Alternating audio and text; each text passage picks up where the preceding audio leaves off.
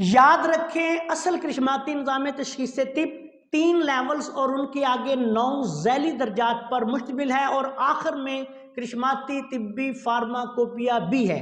یہ اس وقت پوری دنیا میں حکیم شہباز حسین اوان سوہدرا تحصیل وزیرآباد ضلع گوجرانوالا پنجاب پاکستان سے سکھا رہا ہوں۔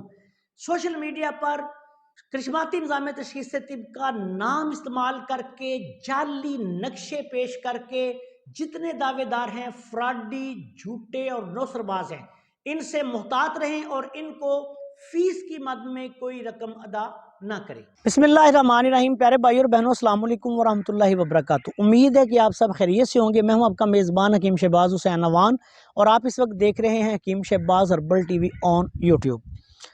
مورنگا کے درست استعمال، اس کے مزاج، افعال و اثرات کن لوگوں کو نقصان دہ ہے، کن لوگوں کو فائدہ مند ہے، اس پر میں نے آج ویڈیوز ریکارڈ کروا دی ہیں جو علیحدہ ہمارے چینل پہ جو ہیں وہ اپلوڈ کی جا رہی ہیں، ان کو دیکھیں۔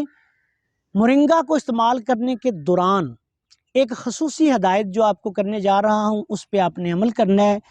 جیسے کہ میں نے پہلے بھی بیان کیا کہ یہ مزاج کے اعتبار سے خشک گرم مزاج کا حامل پودا ہے۔ موسم سرما میں بالخصوص جب اس کو استعمال کیا جائے تو اس بات کا دھیان رکھیں کہ پھر آپ نے اس کو استعمال کرتے ہوئے پانی کا استعمال زیادہ کرنا ہے۔